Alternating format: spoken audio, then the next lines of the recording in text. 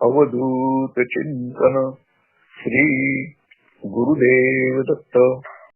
श्रीपाद वल्लभ એમનો પ્રાગટ્ય દિવસ ગણેશ ચતુર્થી છે, એટલે કે ભાદ્રપદ સુદ ચોથ, અને ખાસ તો એમનું જન્મ નક્ષત્ર ચિત્રા છે. તો જ્યારે જ્યારે પણ ચિત્રા નક્ષત્ર આવે ત્યારે એમની ઉપાસના કરવાથી વિશેષ ફળ પ્રાપ્ત થાય છે. તો ગણેશ ચતુર્થીના દિવસે શ્રીપાદ પ્રભુનો પ્રાગટ્યોત્સવ હોવાથી એ દિવસે પણ આપણે વ્યક્તિગત અથવા સામૂહિક ઉજવણી કરી શકીએ છીએ. કે વ્યક્તિગત સ્તર પર શ્રીપાદ વલ્લભ ચરિતામૃત છે, તો એના આપણે પારાયણ 7 દિવસ પહેલાથી કરીએ તો એ દિવસે પૂર્ણાહુતિ થાય, અથવા એના આગલા દિવસે પૂર્ણાહુતિ થાય, અને એ દિવસે પારણું આપણે કરી શકીએ. અને જન્મોત્સવ નિમિત્તે પણ શ્રીપાદ શ્રી વલ્લભત્વમ સદૈવ શ્રી દત્તાસ્માન પાહિ દેવાધિદેવ ભાવગ્રાહ્ય ક્લેશહારિન સુકીર્તે ઘોરાત કષ્ટાત ઉદ્ધરાસ્માન નમસ્તે. તો આ જે સ્તોત્ર છે, તો આ સ્તોત્રના પણ આપણે પાઠ કરી શકીએ. જો કદાચ પારાયણ આપણને અનુકૂળ નહીં આવ્યું તો વ્યક્તિગત કે સામૂહિક બધા ભક્તો ભેગા થઈને આના 11 પાઠ કરે, અને શ્રીપાદ વલ્લભની જે ધૂન છે, શ્રીપાદ રાજમ શરણમ પ્રપદ્યે, અથવા દિગંબરા દિગંબરા શ્રીપાદ વલ્લભ દિગંબરા, દત્ત અવધૂત કી જય, શ્રીપાદ વલ્લભ કી જય, વાસુદેવ સ્વામી કી જય, જય જય જય જય. ઓમ ગુરુ અવધૂતા તુહી ઓમ શ્રી દત્તા. અને ઓમ ગુરુ ઓમ અલખ નિરંજન ઓમ ઓમ ઓમ ગુરુ ઓમ અલખ નિરંજન ઓમ ઓમ અલખ નિરંજન ઓમ ઓમ અલખ નિરંજન ઓમ ઓમ ઓમ ગુરુ ઓમ અલખ નિરંજન ઓમ ઓમ. તો આ રીતથી શ્રીપાદ વલ્લભ સ્તોત્રના પાઠ અને 5 ધૂનો ગાઈને પછી દત્ત ભવાની અને આરતી પ્રોગ્રામ મહોત્સવને આપણે ઉજવી શકીએ છીએ. શ્રીપાદ વલ્લભનો પ્રાગટ્યોત્સવ કે જન્મોત્સવ કહો તો એ ગણેશ ચતુર્થીના દિવસે ભાદરવા સુદ ચોથના દિવસે હોય છે, ચિત્રા નક્ષત્ર હોય છે. અને તેઓ જ્યારે તિરોધાન પામ્યા એ આસો વદ બારસના દિવસે. તો આસો વદ બારસમાં પણ કેટલીક વાર વાઘ બારસ અલગ હોય છે અને ગુરુ દ્વાદશી અલગ હોય છે. તો ગુરુ દ્વાદશી પંચાંગમાં કે આપણે કેલેન્ડરમાં લખેલું હોય, તો ગુરુ દ્વાદશીના દિવસે આ શ્રીપાદ પ્રભુ તેઓ અંતર્ધાન થયા હતા. એ દિવસે પણ આપણે અનુષંગીને આપણે ઉત્સવ ઉજવી શકીએ છીએ. શ્રીપાદ વલ્લભ ચરિત્રના પારાયણ 7 દિવસ પહેલાથી કરવાના. ના હોય તો એ એક જ દિવસે ચક્રીય પારાયણ પણ થઈ શકે. અને આ શ્રીપાદ વલ્લભ સ્તોત્ર અને 5 ધૂન, પછી દત્ત બાવાની આરતી, પ્રસાદ વિતરણ.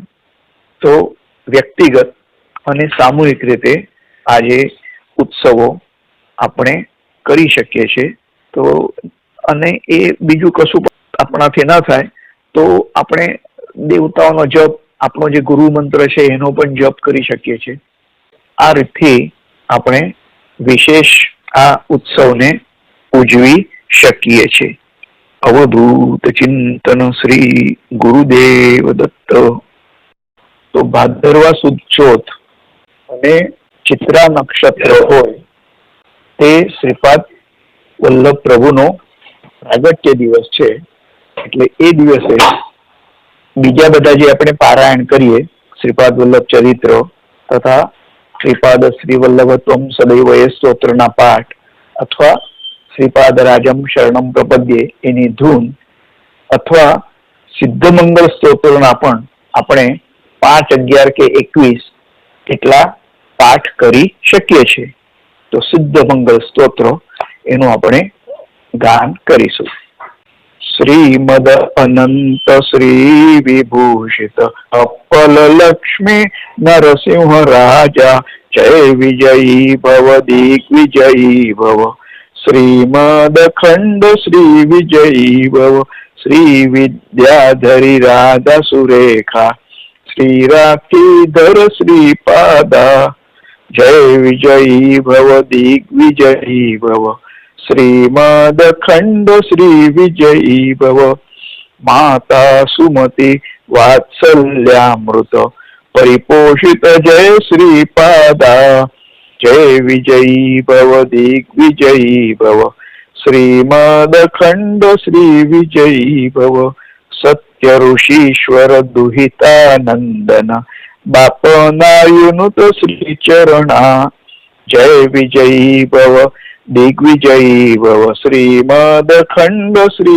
विजयी भव सावित्री काठक चयन पुण्य फल भारद्वाज ऋषि गोत्र संभवा जय विजयी भव दिग्विजयी भव श्रीमदखंड श्री विजयी भव दो चौपाती देव लक्ष्मी गण संख्या बोधित श्री चरणा जय विजयी भव दिग्विजयी भव श्रीमदखंड श्री विजयी भव पुण्य रूपिणी राजमांबा सुत गर्भ पुण्य फल संजाता जय विजयी भव दिग्विजयी भव श्रीमदखंड श्री विजयी भव सुमती नंदन नरहरि नंदन दत्त देव प्रभु श्रीपादा जय विजयी भव दिग्विजयी भव श्रीमदखंड श्री विजयी भव